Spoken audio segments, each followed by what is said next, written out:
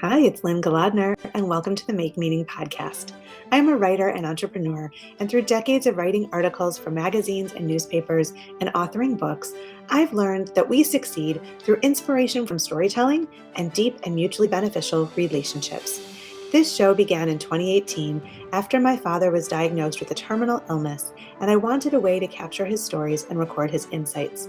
It's grown since then to share stories of how people around the world make meaning from very ordinary pursuits. Now I focus on sharing the stories of writers, authors, and those in the world of publishing to learn how and why we create stories that help us make meaning from the mundane. I'm a former journalist and marketing entrepreneur, and I've been teaching writing for more than 2 decades. As a writing coach, I help authors build their brands and share their words. I've had 8 books published already, and I just finished my second novel, so stay tuned for news about when and where you can read it.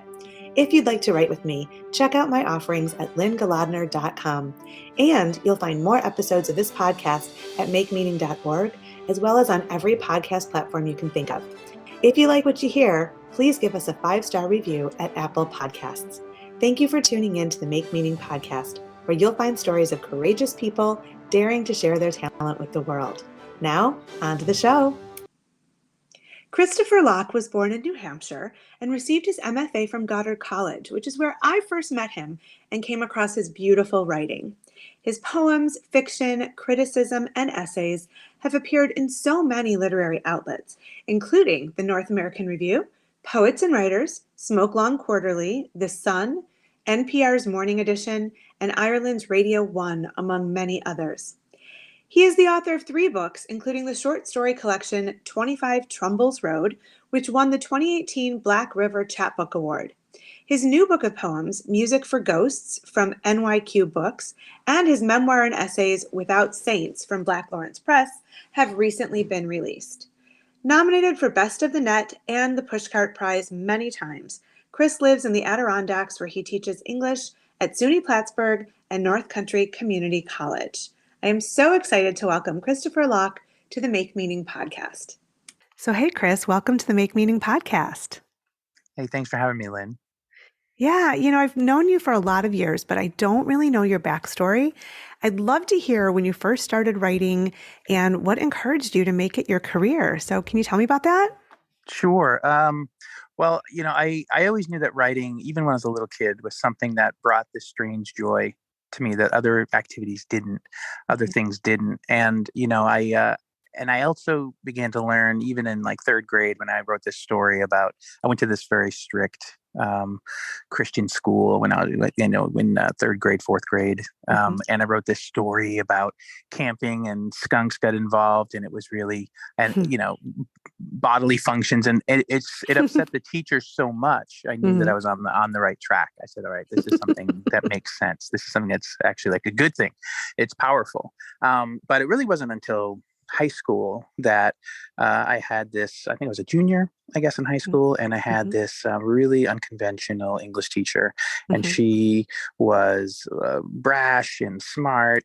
And, she really championed untidy emotions, and she was, just a good person. And she was the first adult that I shared my poetry with. And she, I showed her this one particular piece that I thought was getting too dark. So I, at the end, added 3 or 4 lines of something sunny and innocuous and boring. And but that was on the back page. So it ends on the first page in this very dark place. She's like, oh, that's wonderful. And I said, oh, it's not done. And I turned it over and she was like, oh, no, wait, what is this crap that you're writing? She's like, no, just end it here. Like with the possibility of, failure, like that's the poem. And I was like, oh, and it was the first time that I really started to consider that you have permission to write things that are difficult and challenging and scary, and that you're allowed to do that. But then, going to college, undergraduate, and working on it and being impatient and wanting to write and publish, and it just wasn't working out yet. But really in my graduate study, that working with some of my mentors, that I really started to see my work take off, and it started to really gel in a way that I felt like I finally was having a voice that was different than, Yeah. or it was like my real voice, but it was a voice that I didn't know was waiting for me, if that makes Yeah. sense, you know? Yeah. Yeah. And so it was really then that started to happen. And, you know, I've just been really persistent with it. And because I feel like, you know, when it comes to writing and your work and getting it out there, that no one cares if you're not self-promoting and doing it yourself. So I realized from, you know, my early 20s that I have to consistently be the one to be like, hey, look, check this out, read Mm-hmm. this. I want you Mm-hmm. to understand me this way, and like Mm-hmm. consistently, you know, promote myself. Mm-hmm. Just being like, you know, completely ruthless, and like, you know, it's a 24/7 job that you have to really work hard at promoting yourself. And so it was really right after graduate school that things started to click for me. And then I went from poetry to nonfiction to fiction. And now Mm-hmm. I'm comfortable writing in all three genres. Yeah, I'm going to ask you about that in a little bit. I just want to mention, you know, we both went to Goddard College for our MFA, and, you know, it seems like it was so long ago, but I wonder if you could just say a few things about, you know, what that did for you and the experience of that MFA. Just, I know it's a while back, but like just to sort of pull that out of the ashes a little bit. Yeah, well, you know, I had two mentors, Jane Wall and Michael Klein. Hmm. And they're both wonderful, fantastic, dynamic, interesting human beings. But really, with Michael, he's one of the most important figures for me in my life Hmm. as a writer. Hmm. You know, because the first time I think in graduate school, I felt like I was actually a peer. That in Hmm. some ways we were talking on the same level, and that was such a profound feeling that Hmm. like, okay, maybe actually I can do this thing called make poems and make Yeah. stories and create emotions, and you know, maybe it's possible. So, you know, it really, he inspired me, and I mean, they both did, Hmm. but in particular with Michael, he really inspired me to take great risk Hmm. with my writings. You know, if like my English teacher that I had mentioned had done that on a small level, Michael sort of exploded that to this like even greater realm where I felt I have to dig for those places that are most uncomfortable, and choose to be risky with my Yeah. writings and be vulnerable, you know, Yeah. simultaneously, because Yeah. otherwise I'm only doing what you know, a million other people could do if they wanted to. So being Yeah. uncomfortable when you're writing, I found, is incredibly important. And so Goddard just really showed me that, and showed me that I can um, create a life for myself within writing that can resonate with other people. And I really owe it all to my mentors. Yeah, you know, you put that really well, and I don't think I've ever reflected on it in that way. Michael was one of my advisors too, and I was so inspired and motivated by him. But it didn't occur to me until you just said it that it was like we were treated like peers. Although, I mean, in my case, I clearly wasn't at that time, but I really felt like I was taken seriously as a writer for the first time before, you know, I hadn't even taken myself seriously as a writer, really. And so it's almost like part of what it was like back then was that they were giving us permission to believe in ourselves, you know, even though they knew we had a lot of work to do and really to develop our voices and our careers and whatever. But it's really, yeah, it's like amazing that the way you put it, because it just like the light bulb just went on and I was like, oh my God, that's what they did. And that is such a gift. It's amazing. Yeah, Lynn, that's so great and so well put. And I'm in complete agreement with that. You know, because the other thing that allowed me to do for the first time in my life is I could speak of myself to others as a writer without trepidation or fear or Hmm. feeling obnoxious. In some ways, Hmm. I felt like, you know, it's that whole imposter, you know, feeling that Yeah. happens with every, you know, artist of all stripes. But I remember I would smirk if if I was at some sort of cocktail party or whatever. Hmm. Hmm. And like, so what do you do? And I'd be like, Hmm. I teach, and, you know, Hmm. like that, you know. Yeah. So Yeah. it was the first time I was like, no, I'm a writer. That's what I do. I write, and Yeah. say it with a completely, you know, no irony, no Yeah. wink. And Goddard allowed that sort of blossoming to happen, which was incredibly important and significant in development. You have to arrive at that place where Hmm. you accept yourself on your own terms, and you're not looking at it in the way that you have to make excuses for it, or Hmm. you have to somehow downgrade it, or Hmm. add excuses to it to make it more palatable for others who are less inclined to understand what you mean. It's just like, fucking, I don't care what you think. This is what I do, and Hmm. that's it. And I'm proud Yeah. of it, and I'm going Yeah. to keep doing it. So. Yeah, totally. And it's funny because when I'm looking back on it, I feel like I don't feel like there was really competition between all of us in the program. I feel like it was such a supportive place, and that is remarkable too, because so many places in our lives are just filled with competition and fear, and well, he can't succeed because then I won't, or whatever. And I just don't think that was there. I think that was one of the beauties too that I really haven't understood until this moment, but that it was just a place where we could nurture our voices and allow them to come forth. And that's just amazing. Really cool. Yeah. Yeah, we went through it together, and I agreed. I didn't find it. There was no competition weirdness of like, Yeah. well, someone's success somehow, um, you know, speaks poorly of your own or some kind of weird perspective. Yeah. I always felt inspired by all the work that everyone else was doing, and it Yeah. inspired me to do even more. So it's more about inspiration than anything Yeah. else, and Yeah. about freedom. I just felt Yes. so. I felt so free there Yeah. to explore those areas, and and as I dug deeper to uncover my voice. So yeah, Yeah. it was Yeah. really a wonderful time. Awesome. Awesome. So, and to speaking about freedom, you mentioned that you love writing because it's freeing and boundless. So tell me a little bit about that experience for you. Like, how is the writing freeing? How do you see it as limitless? Like, tell me a little bit about that. Because you're in writing for me anyways, I can speak to those events and experiences where bad things happen, bad choices are revealed, doubt creeps in, regret, of course there's happiness and joy and profundity and love. But the thing that I feel really good about is that I think that writing is a form that allows for that type of exploration of loss and discontent and struggle and suffering, and I can do it in a way where I feel that I'm putting it to a page and I'm sharing it with others because I know other people go through that and I know they experience that.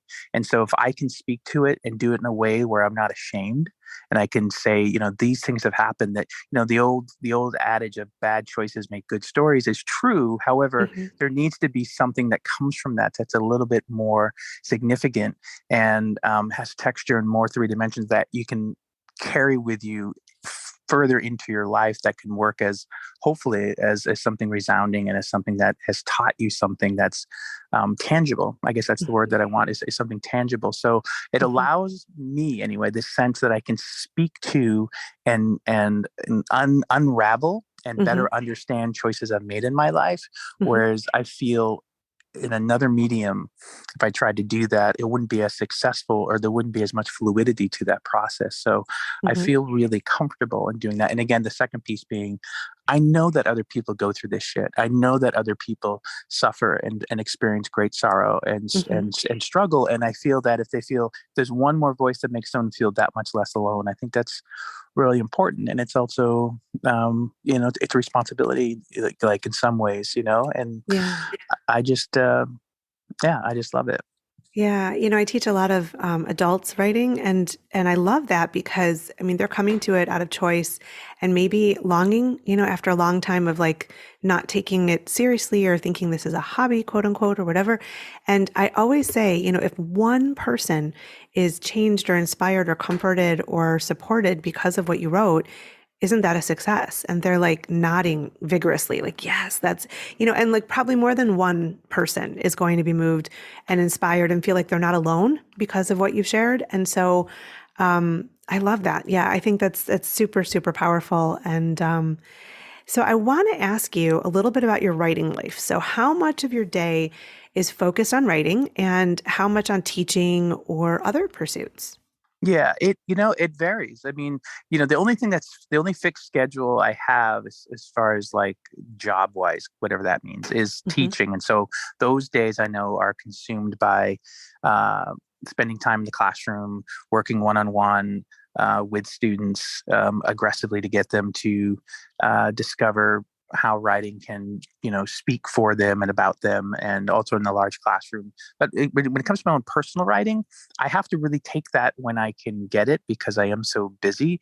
But it usually works best for me when I know that I've had my schedule's been kind of cleared off, and I might have 3 or 4 hours in the morning, and I know that there aren't any responsibilities that I need to meet, and so I can spend that time to work, but it's not. I don't have a fixed schedule. Hmm. Like I say, every day I'm going to write for 1 hour.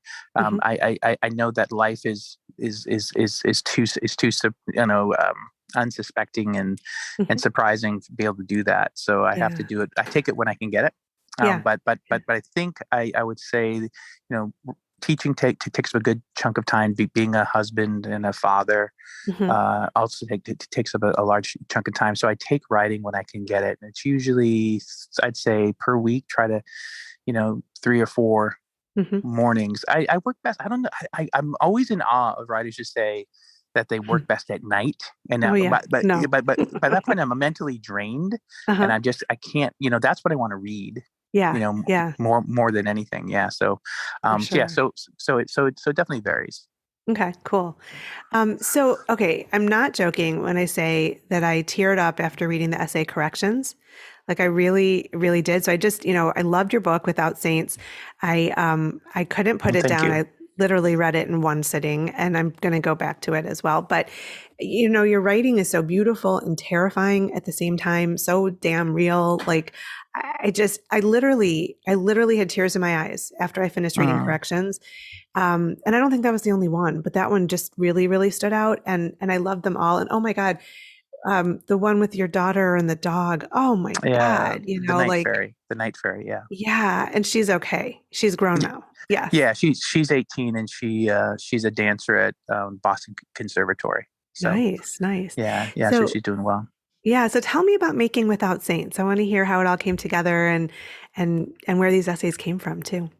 Sure. Well, I mean, as you know, well, first, thank you so much for just reading it Hmm. and for being engaged with it. That means so much to me, Hmm. and I'm glad that it resonated. And the book itself initially was much longer. Hmm. I'd actually got an agent, Hmm. and I put together kind of like just this sort of like kitchen sink approach to essay writing. I'd always want to write a memoir, but Hmm. I felt that I knew that I wanted to change up the genre Hmm. a little bit, that I wasn't Hmm. content with this traditional narrative arc that you Hmm. find in memoir. And I wanted it to be like singles from Hmm. a best of album. Hmm. And so, but the problem at first was that I had put too many singles. It's like they asked for 10 songs and a single album, and I gave them like, 4 sides and 48 songs. And it just didn't work. And then so I started to cull it. And I started to cull and pull it out and narrow it and thin it and whittle it down until I got it to the absolute muscle and bone of of these experiences that I thought were most impactful and important. And then once Hmm. I put that together that way, and at that point, I had worked with the agent for about 1.5 years, and it just Hmm. wasn't going to work out. And when it was Hmm. fine, so we went our separate ways. And Hmm. so I was left with this manuscript that had been whittled down, and and I had a relationship with Black Lawrence Press, and I said, well, I don't know. I mean, they've already shown that nepotism is not in their trade, because I had published a chapbook with them, and I thought, oh, that's going to open the doors. I can publish anything with them.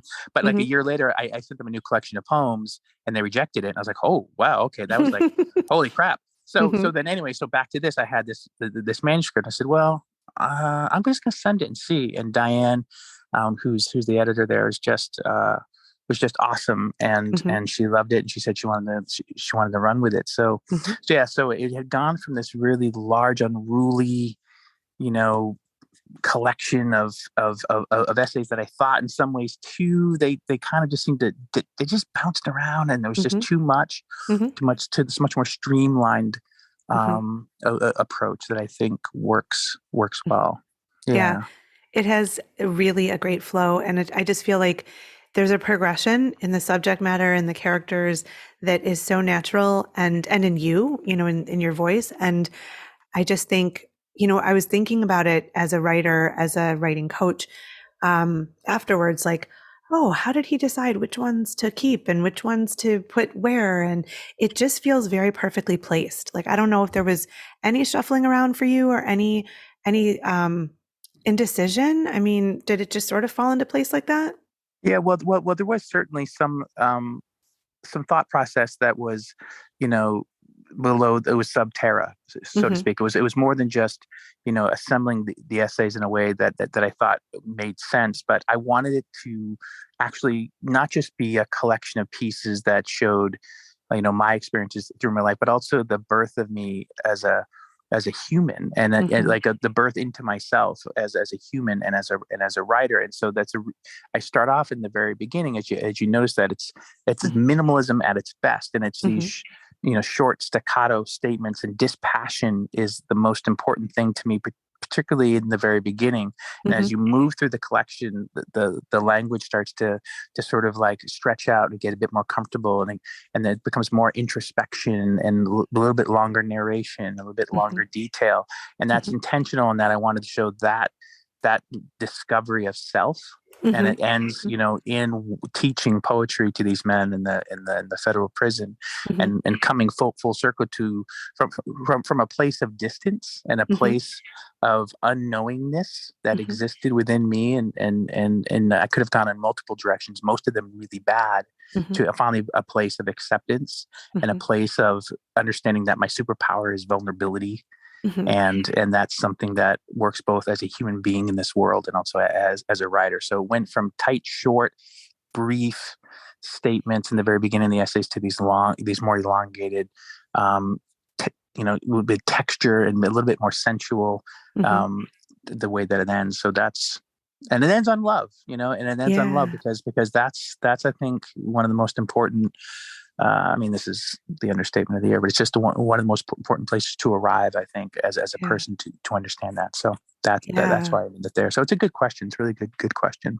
Yeah, well, and I was just going to ask you. I mean, you sort of like anticipated it. Like some of these topics in the essays and Without Saints they're revealing, they're vulnerable. So was it hard for you to share some of your experiences with the world? And even as I ask that, not just like with the general, faceless audience out there, but like your kids could be reading this, your friends and family. Like, how did it feel to just open up that way and be that revealing and vulnerable? I do the same in my essays, so I'm sort of asking this, but knowing the answer. But like, I'd love to hear about that emotional ride for you. Okay, and it's a great question. Now the way I want to answer it is propose this idea that's somewhat counterintuitive, and Hmm. that by being so vulnerable, in Hmm. some ways makes me impervious and bulletproof, Yeah. because I'm choosing to show you everything, and Yeah. so there's nothing that there's like no disguise or no trick, and so in some ways that sort of allows me to feel, by that vulnerability that I'm, again, it's just this impervious feeling that it's like I've shown you everything. Now, granted, yes, family, friends, my daughters Hmm. who show up in it, particularly Sophie. I do. I gave them both their copy, and Hmm. of the book, and I particularly talked to Sophie at length about Hmm. the Night Fairy, and Yeah. both daughters, Grace and Sophie, are really supportive. Hmm. But I have to say, the one thing that did, I wouldn't say worry, but it was like a slight tick in the back of the brain, where it kind of bothered me a little bit. It was like, in particular, there's that one essay that I talked about when I was going to score heroin, and it's something that Hmm. I had started doing with with, Hmm. with this other person that I worked with at a school. Hmm. And I guess that the one thing that obviously was something that I had, like this sort of double life, and Hmm. so when I was at Hmm. school, I was at school with these kids who really were struggling Hmm. and were suffering, and it was hard for them, and I had to counsel and teach them. And I Hmm. was at home, I had this other, I was lost, and I was trying to find something that made me feel less alone. Hmm. Unfortunately, that included drugs. But what bothered me a little bit is that I always was afraid they might have felt that I betrayed them in some way, Hmm. because of this drug use that I was so enamored and enraptured by Hmm. and fully committed to, Hmm. in my other life. But at Hmm. the same time, I've had several students who were students at the school at the time of the essay in the book, and I've sent them copies, and they've been nothing but supportive. You Yeah, know, that's A- awesome. Yeah, it is. And I also think too that, there's this arrogance that comes with drug use. It's just so strange that Hmm. sometimes you think you're a few steps ahead of everybody, but I think there's Hmm. usually a couple people a little bit smarter than that, and they're on to you more than you realize. you Yeah. know Yeah. so I think some of them are like, yeah, we fucking knew that. It's like, there was mornings you come in and you're just out of your mind and you're trying to do your job, and it was like a late night, and so you think, oh, no one knows. No one Yeah. gets this, but there people are smarter than you sometimes give them credit for it, and especially when I was so young and Yeah. so arrogant, just so arrogant. It's just sort of, I'm just an asshole. I mean, I was a good person, but it's just like an asshole in my arrogance of like, I can do whatever I want. There are no consequences.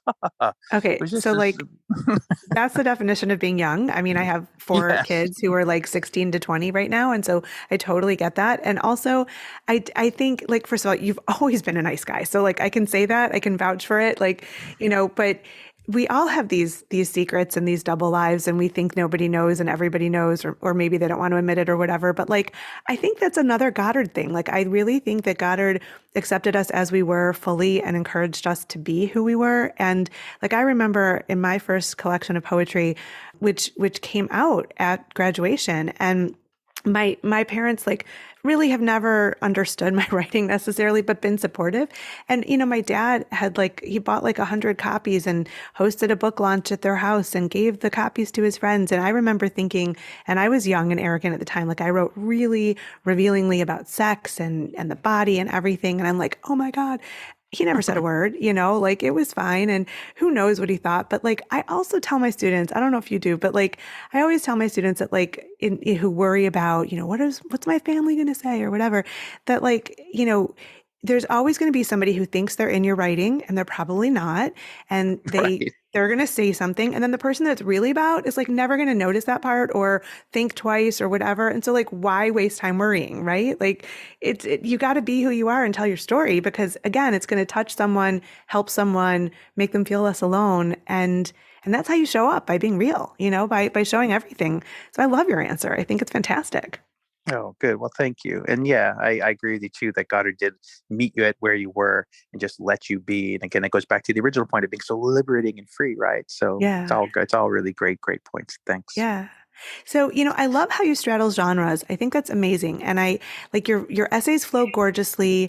Your poems, have that like rawness of your essays. Like it's really cool. And you don't see a ton of writers who straddle genres. So, tell me a little bit about how the different, genres and forms of writing play into each other and form each other, sort of like work together in some way. Yeah, I just think it's just for me, and I know I can only speak from my perspective, and a lot of other writers who I've had long conversations about that they would disagree. They're like, no, I have some writer friends like, look, I'm a poet. That's all I am. I'm a poet. Then there's nothing. I've tried other things. It just doesn't work. But for me, it always just felt like a natural evolution of things that poetry just would slowly grow into personal essays, and then the essays themselves started to become these strange speculative short stories Hmm. that just because it felt natural and right, and it was Hmm. thrilling to write, and I love to create universes and Hmm. situations where people outside of me are finding themselves in trouble and they don't fully understand the consequences that are coming towards them or how they Hmm. got there. There's Hmm. always this little bit of mystery. So in the Hmm. movement through genres, it's always just felt like that, of course, is the direction that it's gone, and it's harder to explain beyond that because I know there'll be many writers who say, "Look, I write novels. That's what I write. I'm a writer. That's all Hmm. I do." But Hmm. it just feels good. But there are other writers that one of my great inspirations is Dennis Johnson. Hmm. And Dennis Johnson took such a strange, circuitous route as well, starting out as a poet of Hmm. of some real acclaim, and then Hmm. novels, and then he went to the short story, and then he did do some reportage, and he did some nonfiction stuff, but such a Hmm. strange route for him. Hmm. But he, when he ever spoke to it, he's just like, it just felt natural, and Hmm. I just have to echo that because it feels the same for me. But they all provide different thrills, Hmm. but in the end they're equally liberating, I think. Yeah, yeah. So we'll put all the links and everything in the show notes so people can buy your books and they can see all about you. But I want to ask you one last question as our conversation comes to a close. I wonder what advice you might offer to aspiring writers. Yeah, be persistent. Never. This is going to be cliched, but it's not cliched because it's the truth. And maybe that's why it's become so cliched, because there's nothing else beyond the truth. Is that they have to not stop. Relentless and persistence. Like, you have to believe that you matter enough, that your words and your voice matters enough, that you need to get that out into the world, and you can't ever just wait for someone else to do it for you. I mean, it's nice when things happen and then people start to understand your voice and they want to help you along the way. That's really fantastic, and that should happen.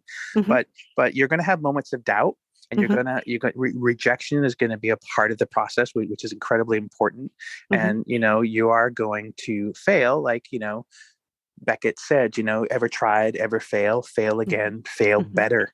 Learning to fail better in your writing is so incredibly important. That requires persistence and relentlessness, and read everything. You can't be a good writer if you're not reading. And if you're not, and you can't be a good reader if you're not, fully writing. So, I mean, I get worked up about this. It's a great question, but it really gets me going, because that's it. There's no gloss or glamour or secret that hides behind the curtain. That's the answer. You have to just be relentless and not stop. That's it. Yeah. That's all I can say. And then send your shit out, submit it, join writing groups, get feedback, read your work out loud, read it to the fish tank or the fern in the sunroom, but you have to read your work out loud and just get it out there. Yeah. And that's it. Awesome. Well, real quick, anything on the horizon? What are you working on now? I just completed a new full-length collection of speculative short stories called Suburbanalia, and I'm pretty excited about it.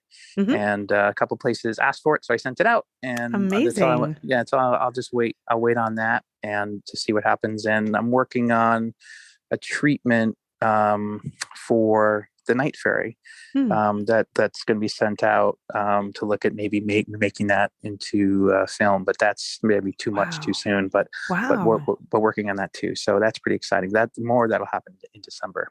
Awesome. Congratulations. Yeah. It's amazing. Yeah. It's amazing to speak with you, and I'm super excited for your success, and I'm going to keep my eye on you, and I'm just really glad to talk with you. So thank you so much for being here on the Make Meaning podcast. Of course. It's been wonderful. It's been my pleasure. It's been so great to hear your voice again. And thanks for inviting me. It was a real pleasure. Thanks for listening to the Make Meaning podcast with Lynne Goddard.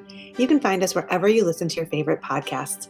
If you like what you've heard, subscribe and share this episode with the meaningful people in your world. And please leave us a 5-star review on your favorite podcast platform.